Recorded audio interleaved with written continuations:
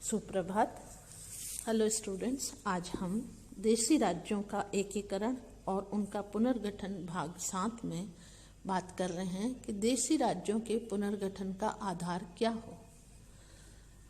हमने अब तक पढ़ा 6 वीडियो में हमने इसकी डिटेल पढ़ी कि किस तरह से भारत के राजनेताओं के सामने ब्रिटिश ईस्ट इंडिया कंपनी के जाने के पश्चात बिखरी हुई देशी रियासतों का पुनर्गठन किस आधार पर किया जाए। हम आज इस पुनर्गठन के आधार की बात करेंगे।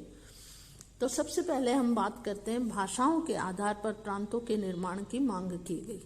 सरदार पटेल ने भारतीय गणराज्यों की इकाइयों का निर्माण तो कर दिया, परंतु भारत के लोगों को इससे संतोष नहीं हुआ।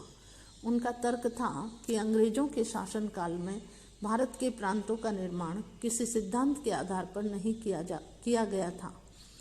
जैसे जैसे भारत में अंग्रेजी राज्य का क्षेत्र बढ़ता गया, वैसे वैसे नए नए प्रांत भी अस्तित्व में आते गए। विजित क्षेत्रों का किसी उचित आधार पर संगठन नहीं किया गया। नए प्रांतों का गठन भारत में ब्रिटिश राज्य की सुरक्षा, विजित क्षेत्र का सामरिक महत्व, राजनीतिक आवश्यकता तथा प्रशासनिक सुविधा आदि बातों को ध्यान में रखकर किया गया था। प्रांत विशेष की भाषा तथा संस्कृति के आधार पर नहीं किया गया था। वैसे तो स्वतंत्रता के बहुत पहले से ही भारत में किसी आधार पर प्रांतों को बनाए जाने की मांग की जाने लगी थी और 1920 में स्वयं कांग्रेस ने इस मांग को स्वीकार भी कर लिया था। परंतु स्वतंत्रता के बाद जब केंद्र की कांग्रेस सरकार इस तरफ ध्यान न देकर अंग्रेजों की भांति गणराज्यों की नई इकाइयों का निर्माण करने लगी, तो लोगों में भाषा और संस्कृति के आधार पर प्रांतों के पुनर्गठन की मांग उठने लगी। स्वतंत्रता के प्रारंभिक 3-4 वर्षों में कांग्रेसी सरकार ने लोगों की इस मांग की तरफ विशेष ध्यान नहीं दिया।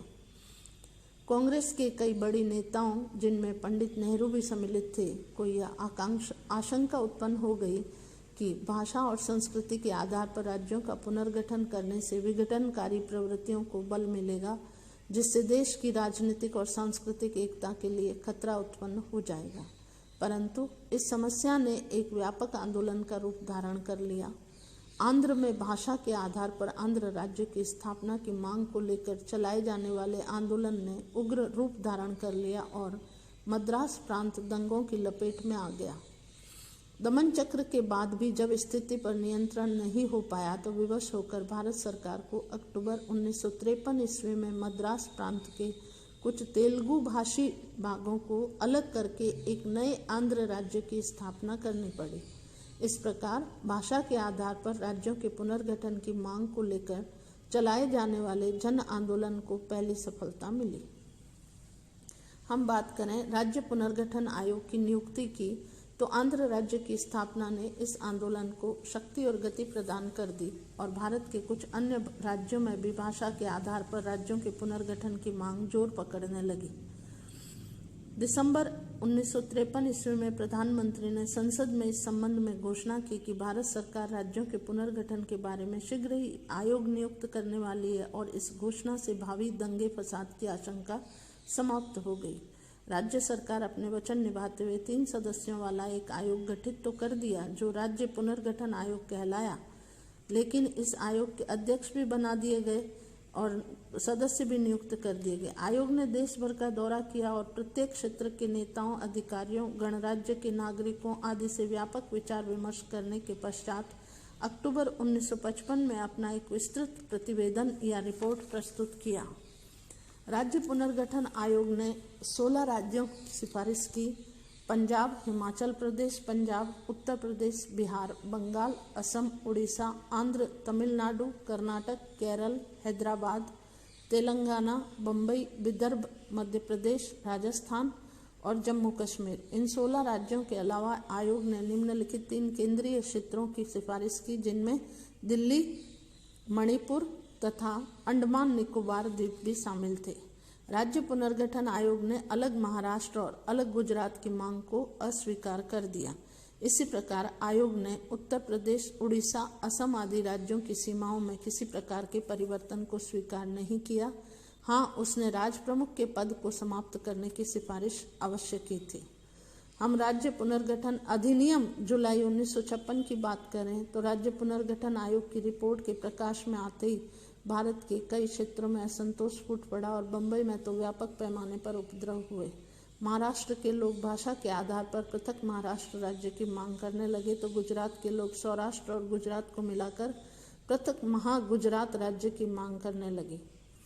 अधिनियम के अनुसार धीरे धीरे अंत में जुलाई 1956 में संसद ने एक राज्य पुनर्गठन अधिनियम पारित कर दिया और इस अधिनियम में आयोग की रिपोर्ट में कुछ परिवर्तन किए गए। राज्य तथा केंद्र क्षेत्र 1956 के अधिनियम के अनुसार राज्य की कुल संख्या 14 निर्धारित की गई, जो जम्मू कश्मीर, पंजाब, उत्तर प्रदेश, बिहार, बंगाल, असम, उड़ीसा, आंध्र, तमिलनाडु, केरल, मैसूर, बम्बई, मध्य प्रदेश, राजस्थान। और इस अधिनियम के अनुसार कुछ क्षेत्रों को केंद्रीय शासन के अंतर्गत रखा गया, जिनमें हिमाचल प्रदेश, दिल्ली, मणिपुर, त्रिपुरा, अंडमान और निकोबार द्वीप तथा लक्षद्वीप मनिकोय द्वीप था। फिर हम बात करें महाराष्ट्र तथा गुजरात के नए राज्यों की, तो राज्य पुनर्गठन अधिनियम की नूतन व्यवस्था से महाराष्ट्र और गुजरात के लोगों को संतोष नहीं हुआ। वे लोग बम्बई राज्य के विभाजन के लिए आंदोलन चलाते रहे और जन आंदोलन जब हिंसक हो उठा तो केंद्रीय सरकार ने जन भावना का आदर करना उचित समझा। तदनुसार मई 1960 ईस्वी को बम्बई राज्य के 2 टुकड़े कर दिए गए, एक महाराष्ट्र जिसकी राजधानी बम्बई रही और दूसरा गुजरात जिसकी राजधानी अहमदाबाद रखी गई। इस पुनर्गठन के परिणाम स्वरूप भारतीय गणराज्य के राज्यों की संख्या बढ़ गई।